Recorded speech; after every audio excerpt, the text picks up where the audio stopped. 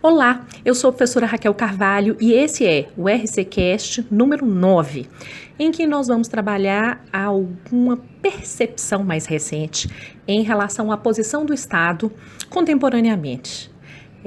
Há muito pouco tempo eu conversava com um ex-aluno que me falou a frase que me levou a pensar nesse podcast especificamente. Ele falou, Raquel, há um tempo você tinha dito e agora aconteceu. Deu ruim pro Estado, né? E é engraçado porque, de fato, quando ele foi meu aluno há mais anos do que eu vou confessar, só vou dizer que já tem muito mais de 10 anos, eu havia dito que a gente vive uma história da evolução do poder, especificamente no Brasil, que reflete de um modo muito peculiar a forma por meio de que você estrutura o exercício desse poder, você faz as escolhas em relação a esse poder em instituições que juntas estabelecem uma estrutura de função, várias instâncias, que em uma determinada realidade deveria esse conjunto buscar algum tipo de maior justiça social, realização de atividades em favor da coletividade, a promoção do bem-estar do maior número de pessoas possível e que, na verdade, acaba não acontecendo. A primeira coisa que eu gostaria de pontuar com vocês é que a gente não é isoladamente uma experiência. Enquanto sociedade, enquanto Estado, enquanto mercado, nós somos um ponto de uma determinada evolução histórica. E se a gente for pensar no exercício do poder na época do Estado absolutista, o exercício desse poder era o mais amplo possível. Era um poder que ensejava escolhas discricionárias com intervenção na vida das pessoas fora dos comandos da lei. As pessoas falam que era muito arbitrário. Na verdade, assim, o conceito de arbitrariedade implica que haja limite legal e um exercício fora desses limites legais. Originariamente, quando você pensa no Estado com um poder interno e externo, com ampla possibilidade de intervenção na vida das pessoas e sem submissão a qualquer tipo de limite, é bem mais complicada a ideia, né? Não é nem de arbitrariedade, é de ausência de limite mesmo. Isso na Idade Média, quando quem exercia o poder era o rei, no máximo dividia com a igreja, com o sistema feudal, nós temos o início de uma contestação, tanto pelos súditos, mas principalmente pela nobreza. Então aí a gente tem uma realidade em que começa a se discutir se não é necessário impor um conteúdo de normas que possam reger a relação entre quem mandava, o rei e quem estava ali do lado, e os indivíduos que se submetiam a essa norma. Nesse quadro, a gente vê surgir uma certa instabilidade política, econômica, social, porque aí tem a guerra, né, do rei com a nobreza. Uma experiência histórica muito relevante é o fato de se ter na Inglaterra a Carta de 1215, em que se identifica um marco importante de que a partir daí não se podia mais governar sem limites. As pessoas passaram a ter direitos. E aí, de uma forma extremamente individualizada. Aqui a gente está falando de liberdade, de propriedade e de proteger isso em face dos cidadãos. E aí surge a ideia de que existem cidadãos. Cidadãos são os titulares do poder. Não é o monarca que manda sozinho. Não era reconhecimento geral de direitos em favor de todos os cidadãos, mas a gente tem na evolução da Idade Média até o século XIII e depois movimentos constitucionalistas até o século XVIII, uma força de que vamos colocar limite no poder, nesse poder organizado do Estado. E isso ganha no mundo ocidental um outro marco relevante, que foi no Estado norte-americano a Magna Carta, que estabelece claramente a ideia de necessidade de limites com estabelecimento de poderes individuais. E aí passa a se discutir de onde vem a legitimidade do exercício desse poder pelo Estado. O que eu gostaria que ficasse bastante claro é que o Estado exerce poder de diversas formas. Há uma submissão às normas, nem que seja do ponto de vista formal em relação ao exercício desse poder, e esses arranjos que ao longo da história são feitos para justificar o exercício do poder do Estado ensejam discussões sempre a propósito da legitimidade do exercício desse poder, se isso vai ocorrer de forma separada em relação a eventuais outras esferas de poder social. Do ponto de vista da realidade atual, a gente pode falar que se identifica uma separação entre Estado e sociedade. Sociedade, numa perspectiva atual, tenta-se fazer equivaler a indivíduo e completamente separada do Estado. O Estado não teria algum tipo de relação no tocante à própria estruturação do Estado. E a gente percebe que compreender essa separação, aliando a uma constatação da realidade contemporânea, de que nós temos uma legalidade que é, hoje, muito vinculada a decisões jurisprudenciais, visto que a lei não tem uma capacidade reguladora suficiente, boa, então a gente tem cada vez mais lei, mas cada vez menos lei que de forma eficiente consegue produzir uma resposta jurídica. Quando a gente junta todos esses dados, fica bastante clara a possibilidade de um questionamento, o surgimento de um espaço adequado e próprio para se perguntar, de fato, se justifica a existência do Estado ou o Estado é um mal necessário. De forma subliminar, a gente percebe que cada vez mais se tem a ideia de um Estado que não é bem visto.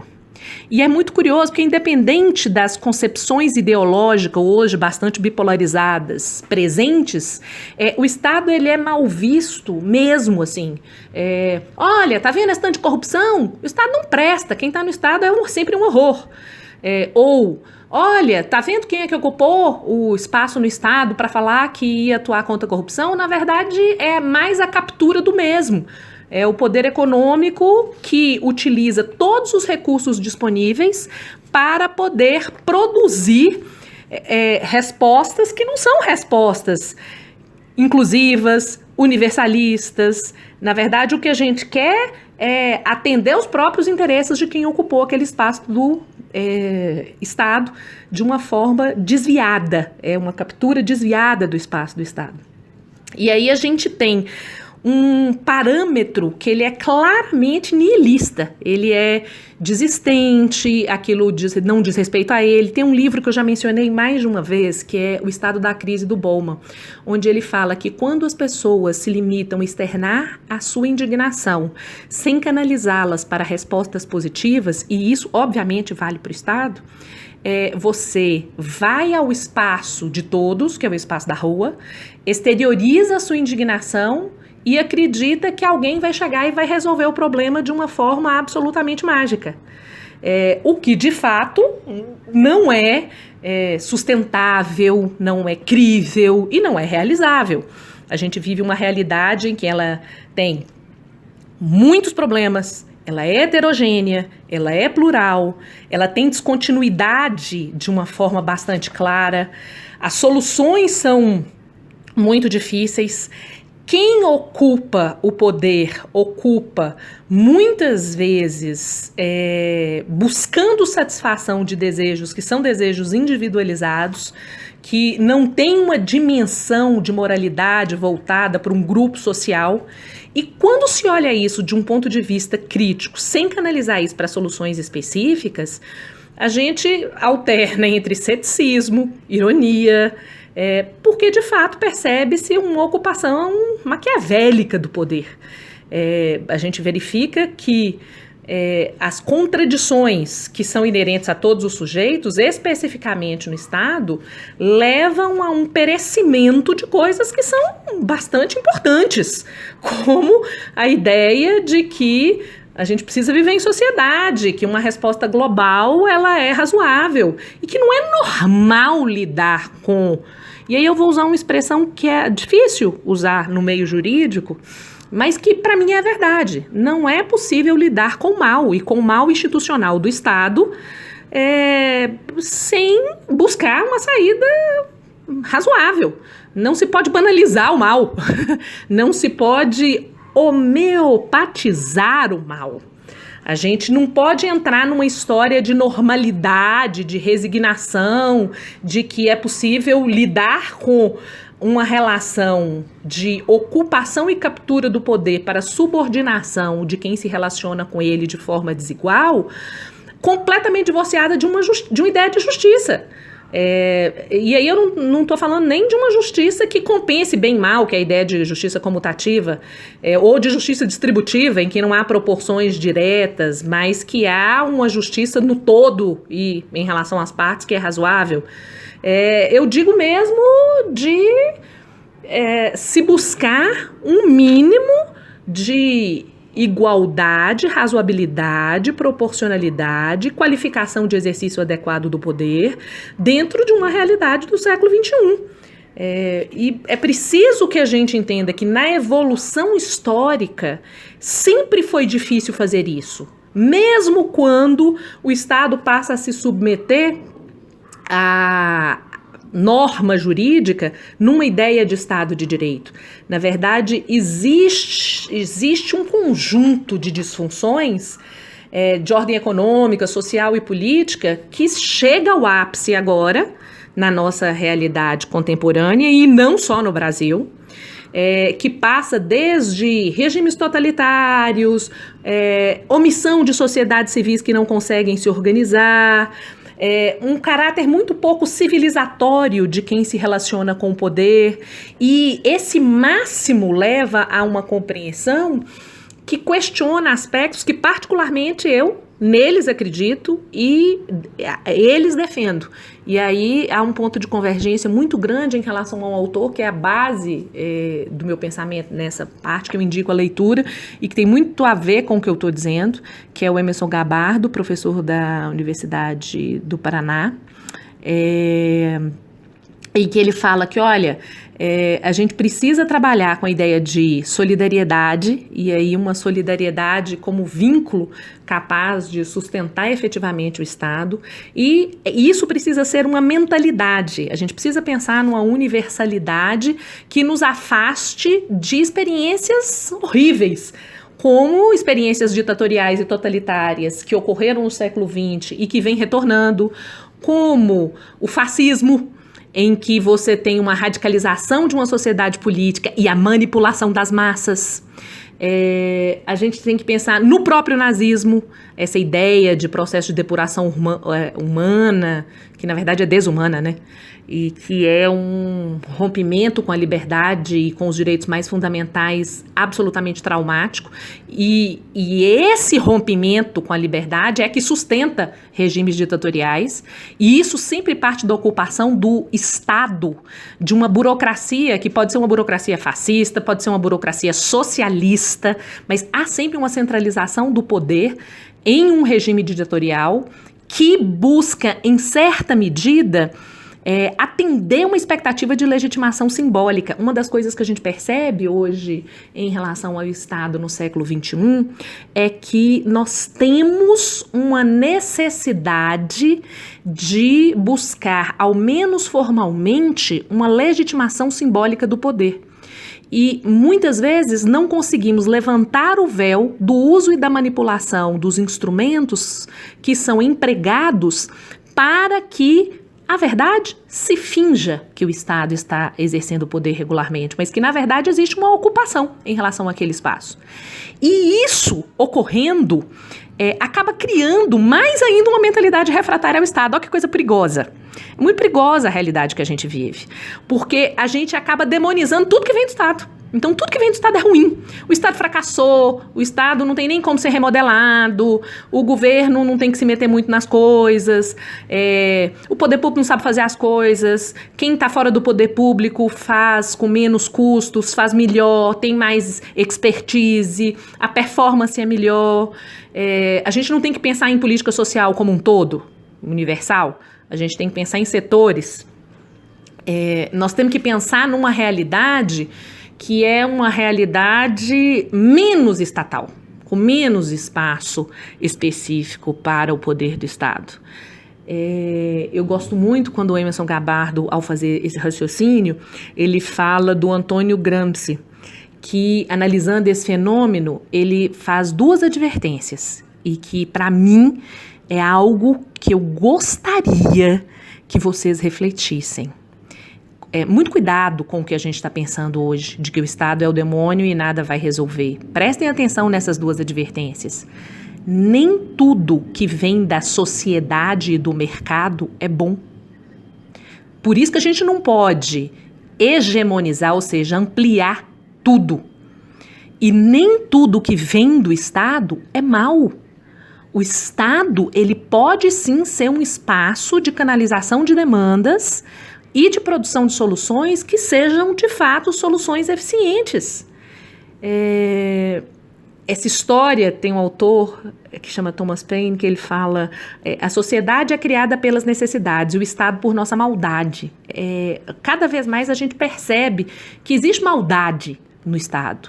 Esse mal institucionalizado, ele precisa ser nomeado, ele precisa ser enfrentado, e raramente de frente, porque senão o enfrentamento de frente da maldade normalmente leva à destruição de quem enfrentou.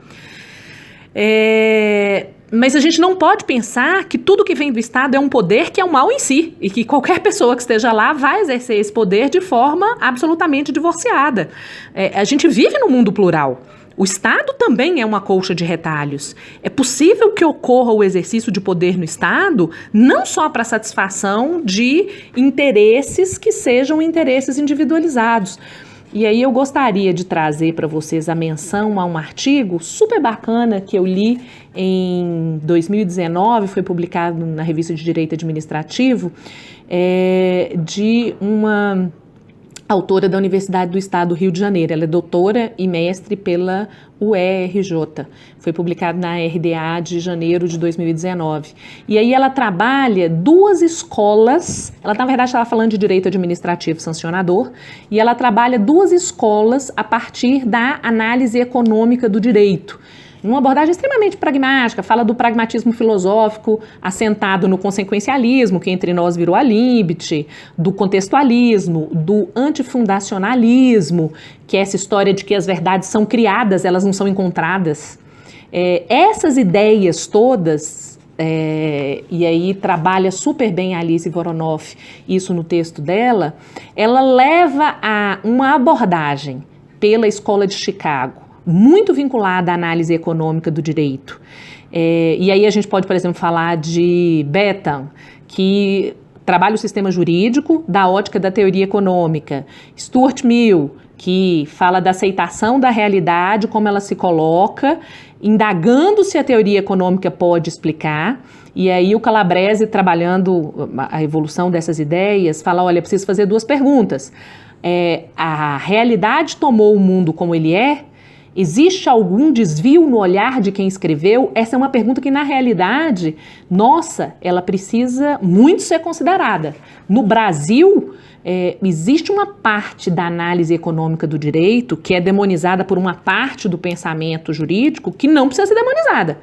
Aliás, eu acho que ao trabalhar o futuro do direito e da economia, e aí o Guido Calabrese faz isso super bem no livro dele com esse nome específico, da Universidade de Yale, um livro que ele publicou ainda em 2016, meio profético para a realidade brasileira, né?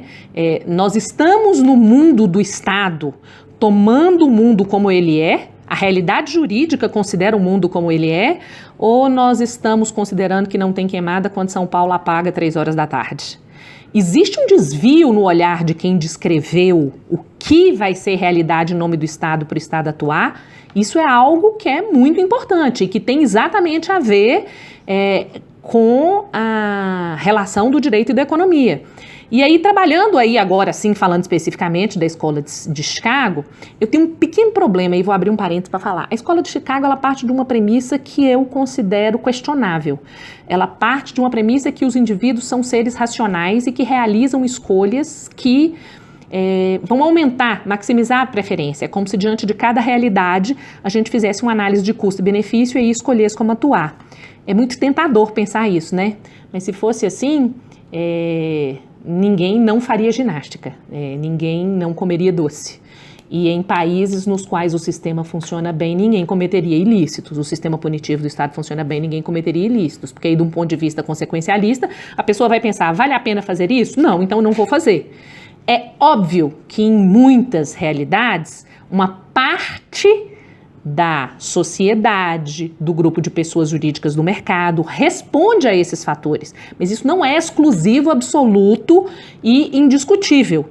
Existem fatores culturais, existem fatores sociológicos, existem fatores psicológicos que não podem ser desconsiderados quando se leva à atuação.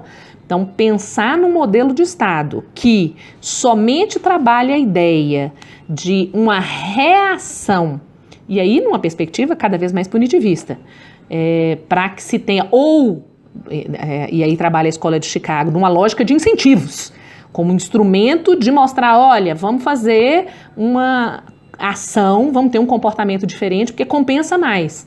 Eu não acho que isso é sempre racional, absoluto e definitivo. Mas feito este parênteses em relação à Escola de Chicago, em relação à qual eu tenho alguma resistência, algum cuidado quando analiso, exatamente pela divergência em relação às premissas e também em relação a muitas conclusões a que chega a Escola de Chicago, mas existe algo que eles falam e que é extremamente razoável, que quando se pensa no Estado, a gente tem que pensar no Estado como um espaço de atuação em que você deve buscar instrumentos de excelência que levem não só à punição, mas que também levem a incentivos de atuação. E aí eles trabalham uma ideia de que as pessoas... É uma visão muito pragmática, né? É muito menos moralista. É pensar a pessoa independente. Não é que todo mundo que está no Estado é monstro, nem todo mundo que está no Estado é santo. A verdade é que as pessoas estão ali para fazer o que é melhor para elas. É mais ou menos...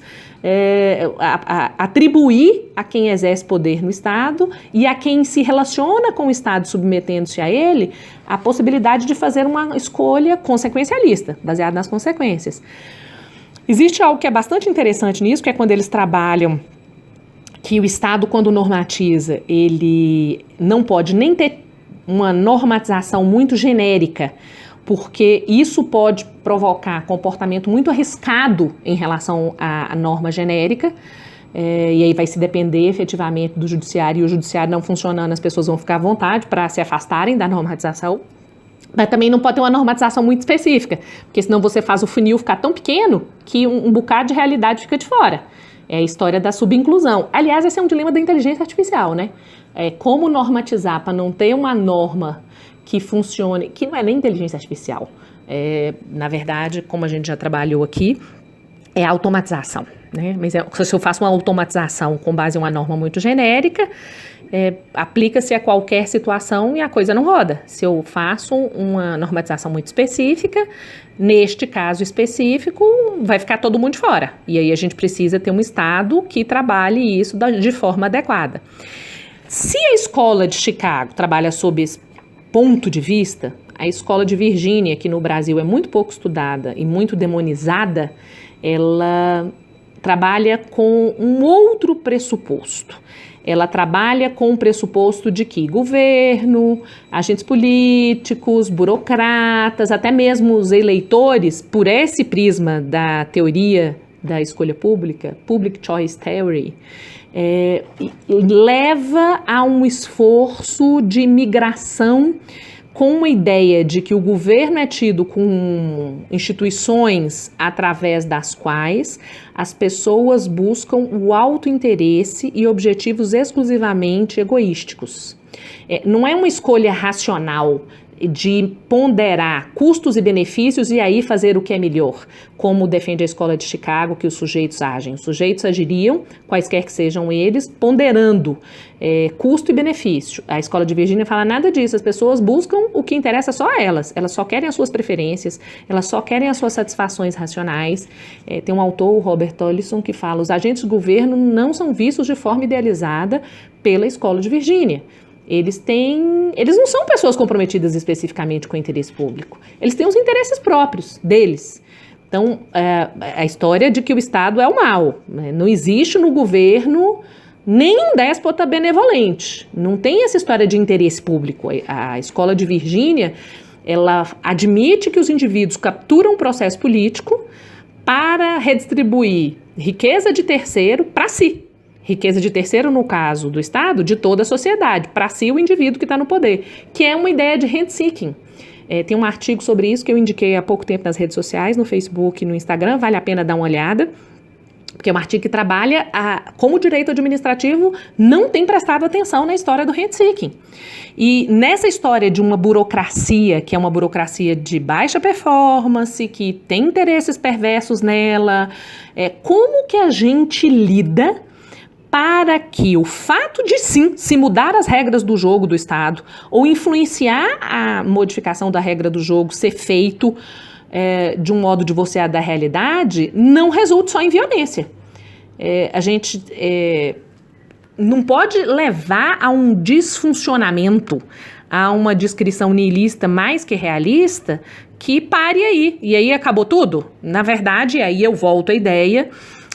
A nossa realidade ela é mais plural que isso. Ela também acomoda interesses que vão além do autointeresse. A gente tem no espaço público uma colcha de retalhos. Bauman fala isso. Aliás, o espaço público perde o conteúdo original e passa a ser uma colcha de retalhos, segundo Bauman diz. Não só para dar satisfação aos interesses particulares, mas para pensar um pouco algo que seja além disso, que possa ir um pouco além. E aí eu não estou falando nem de negar que existe mal do Estado, obviamente que não, que existe captura no Estado, também não, mas a gente não pode simplesmente falar, então ok, vamos destruir o Estado. Na verdade é preciso ir além disso. O mais importante de tudo é limitar, estabelecer parâmetros para uma atuação que se divorcie desses demônios interiores que terminam por desviar a realidade do Estado e que permita a gente construir uma variante que é uma variante de um mínimo de coletividade, um mínimo de ideia de bem público. A gente não pode... O Pierre Bourdieu tem uma frase que ele fala, olha, existem dois fenômenos. Entre os dirigentes, a corrupção. E aí a coisa pública desce a ladeira de quinta sem freio. Entre os dominados, a religiosidade pessoal. Então, você tem meio que um desespero, porque os recursos estão faltando, e a gente não pode ficar entre essas duas coisas. Os cidadãos, eles não podem só não confiar na esfera pública e fazer disso uma realidade pragmática que justifique qualquer projeto de afastamento, repúdio, nojo, sem qualquer possibilidade de se pensar numa utopia de participação política, e aí utopia no melhor sentido de utopia mesmo, algo distante que vai ser perseguido e que, embora não se realize, a cada passo a gente se afasta da apatia política, a gente se afasta de um conformismo que hoje se apresenta inevitável, mas que não é. A gente não pode seguir nessa linha cética. E a gente não pode só buscar um hedonismo, um prazer individual, que fala, então tá tudo péssimo, vamos destruir o Estado e vamos seguir adiante do jeito que for melhor para cada um de nós, numa realização traumática e pavorosa daquilo que, de certo modo, a Escola de Virgínia trabalha. E eu acho que a gente precisa pensar isso sob um ponto de vista mais técnico e menos precarizante das nossas perspectivas futuras.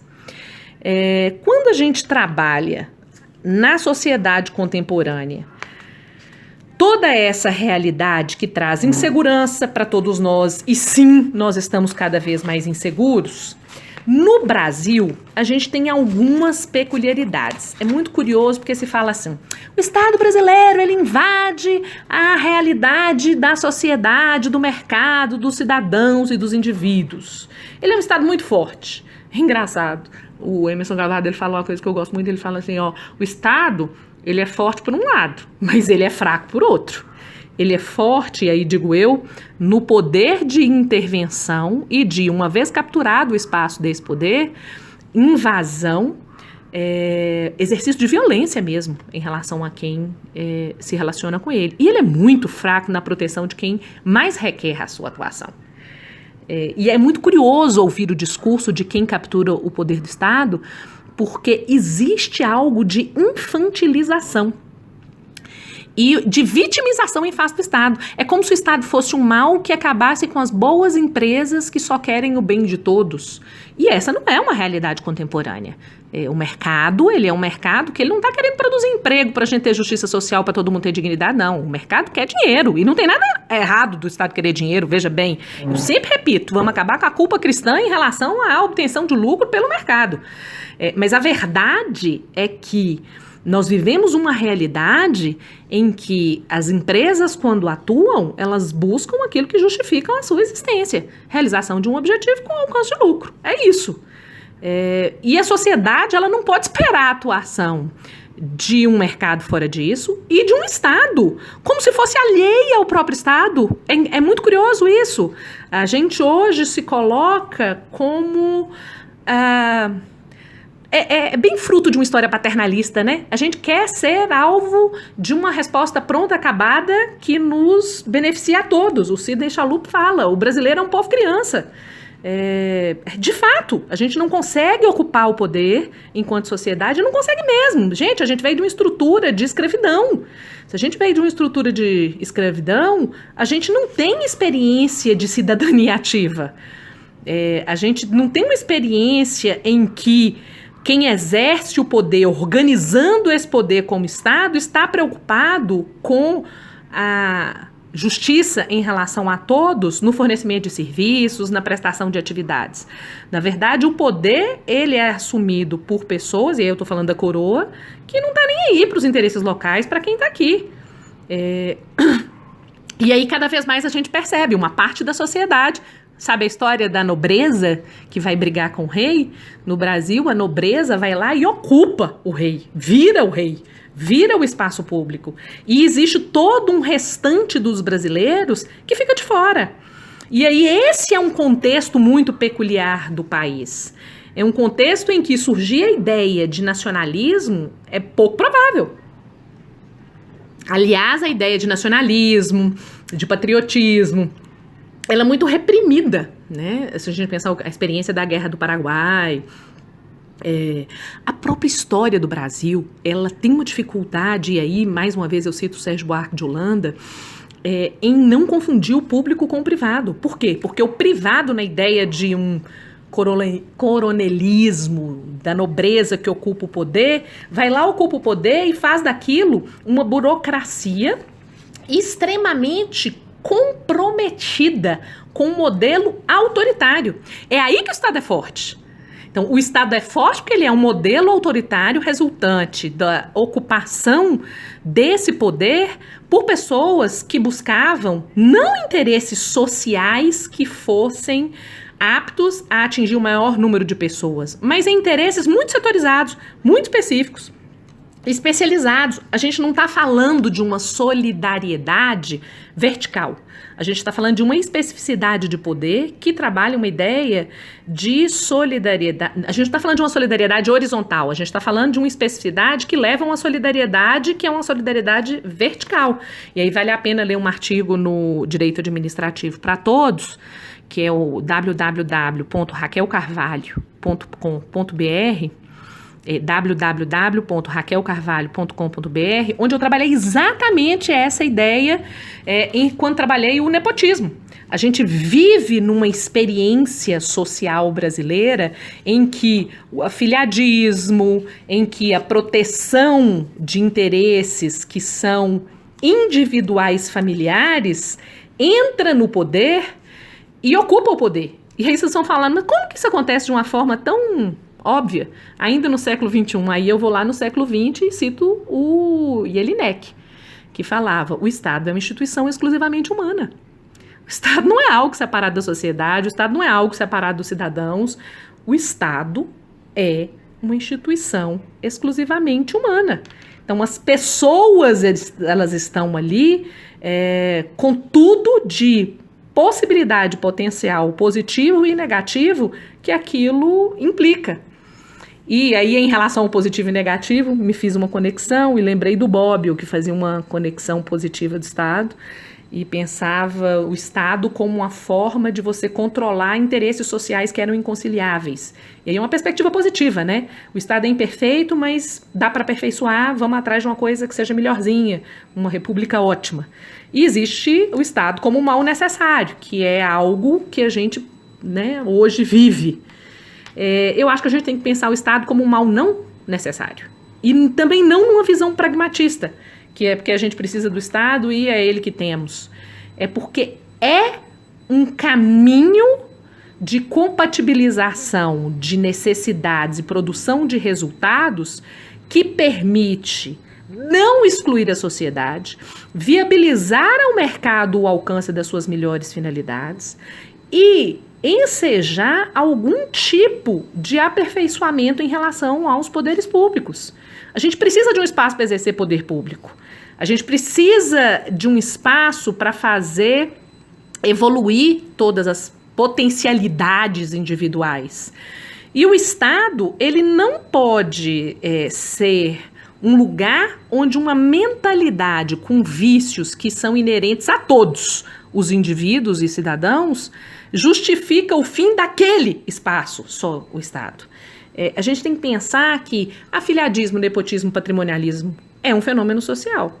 É meio contraditório querer que o Estado, que é integrado por isso, combata esse vício histórico. Mas mais contraditório é falar, então não vai conseguir, vamos desestatizar tudo. Vão acabar com toda a história no ponto de vista de produção mesmo de um resultado positivo.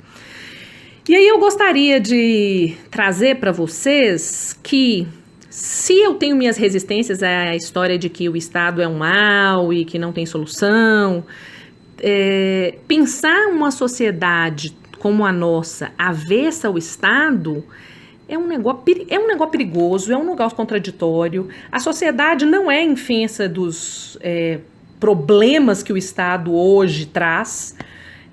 Na verdade, é como se, assim, a nossa sociedade, ela não é uma sociedade civilizada. Então, obviamente, o Estado não vai ser civilizado, porque o Estado somos todos nós.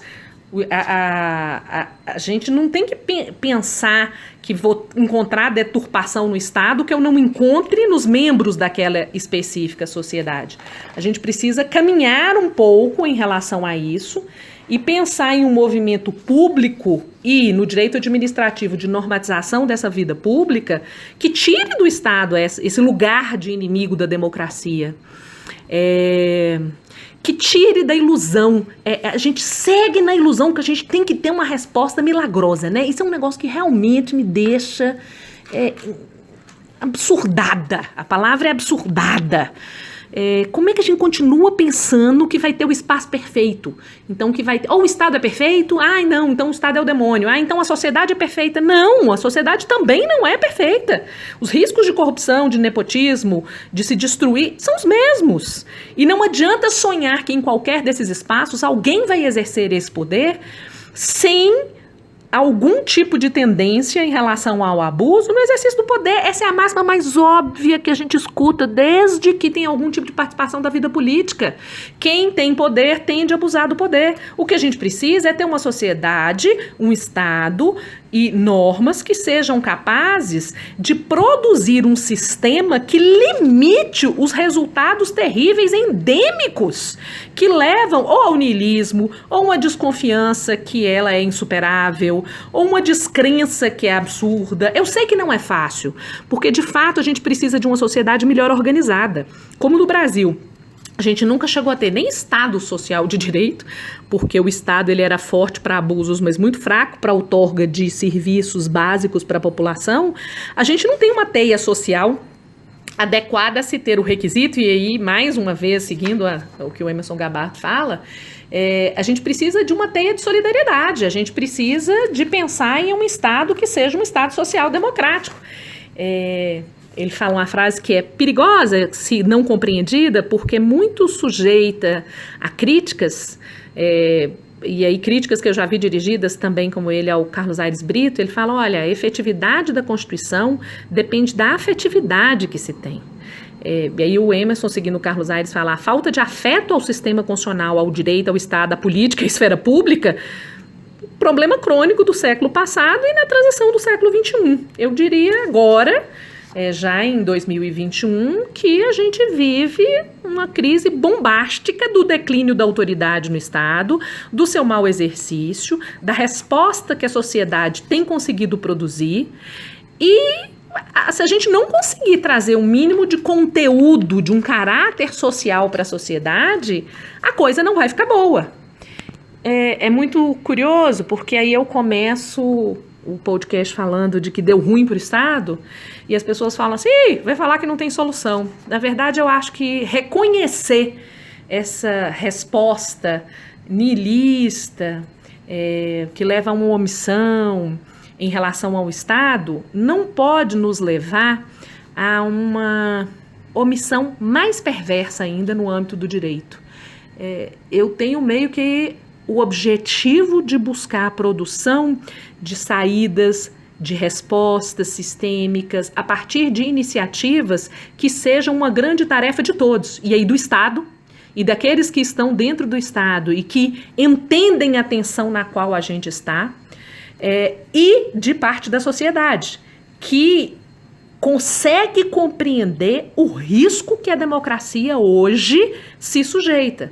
A gente precisa pensar em exercício coletivo de poder como um valor que deve ser buscado a partir de parâmetros que não estão muito em moda, como a tolerância, como a solidariedade, que aí sim a gente conseguirá produzir soluções que não sejam colapsos, soluções que não resultem em negociatas, soluções que partem sim de uma verificação dura. Nomear as coisas é muito duro, reconhecer o problema que a gente tem é muito duro, sair de um lugar romântico, sofrido, teórico é muito duro, sem cair no maquiavelismo, uma análise de resultados numérica, matemática, que também não resolve. A gente não pode ficar nem numa constatação de que ferrou e não estou vendo uma saída nesse momento, e nem ficar preocupado só numa produção, então vamos achar aqui qual que é o caminho matemático que é o adequado e vamos buscar uma solução. É preciso algo alternativo a isso. É preciso criar um ambiente institucional que estabeleça mecanismos refratários à captura de interesses. A gente precisa estabelecer uma teia normativa sistêmica que viabilize que haja efetividade dessas respostas, e a gente precisa ter um mínimo de ambiente em que haja, de fato, participação social. A gente tem que tirar a ideia de poder como violência. Poder pode nos levar a uma boa ordem da coisa comum. Aliás, é uma ideia extremamente renascentista essa. Acreditar que pode haver poder sem abuso, com parâmetros mínimos, que este é um caminho a ser construído de forma sofrida, mas que é preciso buscar a legitimidade, cada passo de atuação para que a gente consiga, de fato, produzir esse resultado em nossa realidade. Então, mais ou menos pensando assim, neste momento deu ruim para o Estado, mas este é o melhor momento para que cada um de nós faça dirigir os seus esforços no sentido de uma reconstrução. Muitas vezes a gente faz isso numa ilusão absoluta de que os resultados serão imediatos. Não faz muito sentido pensar isso. A gente tem que pensar a nossa realidade como um caminho, como um programa, como uma sucessão de comportamentos, escolhas, reconstruções que nos afaste deste vazio e que nos coloque não num movimento carnavalesco de normas públicas que não se destina a nada, mas que busque sim a realização de valores mais éticos, mais inclusivos, mais de justiça social, com uma responsabilidade coletiva e o Estado não colocado como inimigo da democracia, mas sim como um instrumento de distribuição eficiente das competências públicas que a própria Constituição, sob os ombros do Estado, colocou já em 1988. Muito feliz de estar dividindo essas considerações. Acho que isso é a base para o que eu vou discutir depois em relação ao direito administrativo sancionador, que é uma grande preocupação que eu tenho. E acredito que essas primeiras observações, que são mais partilhas de angústias e de algumas reflexões a partir de alguns autores que tenho tido a oportunidade de reler e outros que recentemente tenho lido, e que, de certo modo, possam direcionar os olhares de vocês. É um prazer sempre grande poder falar com vocês. Dessa vez ficamos um pouquinho de tempo, mas sem poder conversar, em virtude de uma série de compromissos profissionais e de natureza pessoal. É muito importante que haja vida além do direito.